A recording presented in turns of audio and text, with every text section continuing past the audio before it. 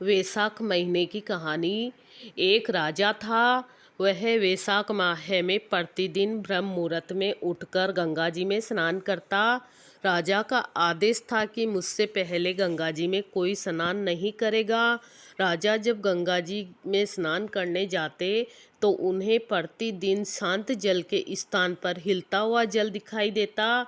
तो राजा को संदेह होता कि निश्चय ही मुझसे पहले कोई प्रतिदिन गंगा जी में स्नान करता है। अतः राजा ने नदी के तट पर पहरेदार बैठा दिए। गंगा जी के तट पर एक वृक्ष था, उस पर एक बंदरिया रहती थी। वह प्रतिदिन राजा के स्नान करने से पूर्व स्नान करके वृक्ष पर चढ़कर बैठ जाती।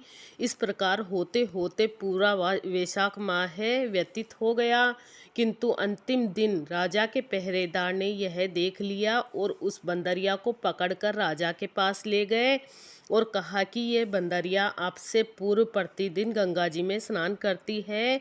उधर राजा की प्रतिज्ञा थी कि कोई भी स्त्री मुझसे पूर्व स्नान करती होगी तो मैं उससे विवाह करूंगा। इसलिए राजा को बंदरी के साथ विवाह करना पड़ा। वैशाख स्नान के पुण्य से बंदरी के गर्भ ठहर गया। 9 माह पूर्ण होने पर बंदरी ने राजा से पूछा कि शिशु जन्म के समय मुझे क्या करना चाहिए। तब राजा ने महल में एक घंटी लगवा दी और बंदरी से कहा कि जब तुम्हें दर्द हो तो इसे बजा देना, मैं संपूर्ण प्रबंध करवा दूंगा। राजा की अन्य रानियां भी थीं जिनके कोई संतान नहीं थी, अतः बंदरी को गर्भ है यह समाचार जानकर अन्य रानियां मन ही मन ईर्ष्या से जलने लगी और भावी संतान का नाश करने हेतु विभिन्न योजनाएं बनाने लगी। घंटी लगी देखकर एक रानी ने बंदरी से इसका कारण पूछा। बंदरी ने संपूर्ण वृत्तांत बता दिया। रानी ने उसे बहकाया कि एक बार घंटी बजा कर तो देखो राजा आते हैं या नहीं। बंदरी ने घंटी बजाई तो राजा दौड़े दौड़े पहले में आ गए महल में आ गए और घंटी बजाने का कारण पूछा। इस बंदरी ने उत्तर दिया कि मैंने तो रानियों के कहने पर घंटी बजाई थी। तब रानियों ने राजा से कहा कि यह तो पशु है, न जाने कितनी बार घंटी बजाएगी। इस प्रकार कहकर उन्होंने घंटी को हटवा दी। कुछ दिनों बाद बंदरी के शिशु जन्म का समय आया तो उसने अन्य रानियों से पूछा कि मैं क्या करूं। तब रानियों ने कहा कि तुम आंखों पर पट्टी बांधकर सो जाओ।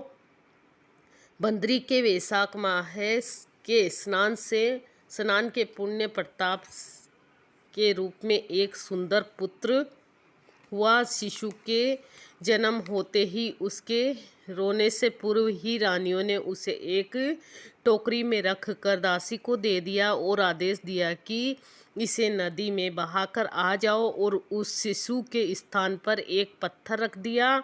राजा को भी कहला दिया कि बंदरी ने एक पत्थर को जन्म दिया है।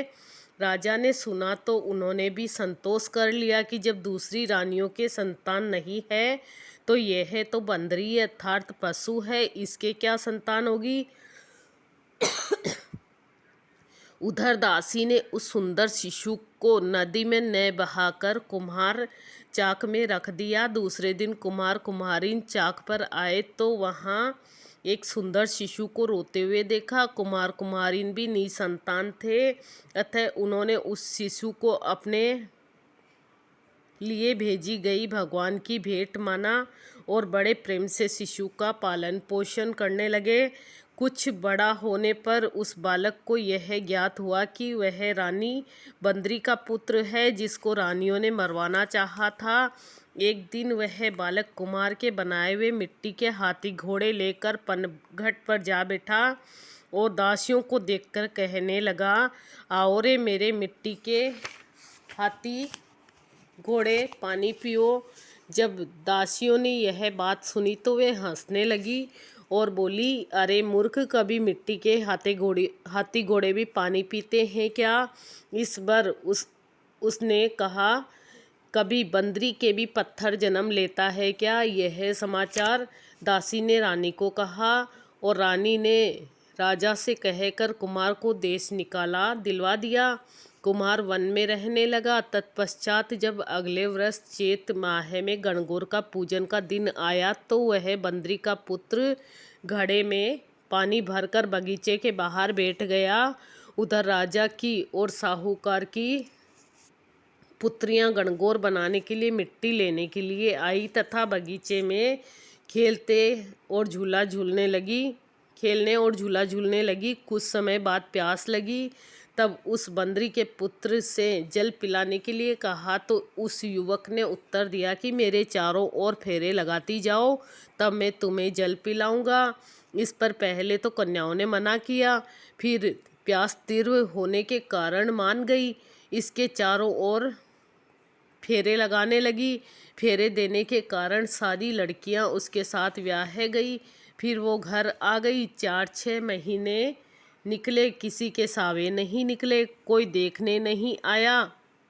सभी कहने लगे कि ऐसा क्यों हुआ कि कोई देखने ही नहीं आता और सावा ही नहीं निकलता। माँ बाप को चिंता हो रही थी। वहाँ एक बुढ़िया रहती थी। उनमें से एक लड़की की माँ ने उस बुढ़िया से कहा, जहाँ लड़कियाँ बातें करने इकट्ठी होती है वहाँ जाकर बैठे। बुढ़िया वहाँ आई। लड़कियाँ बोली, माँ जी आप हमारी बातें सुनने आए हो क्या? बुढ़िया बोली, नहीं नहीं, तुम तुम्हारी बात करो, मैं तो एक तरफ बैठी रहूँगी।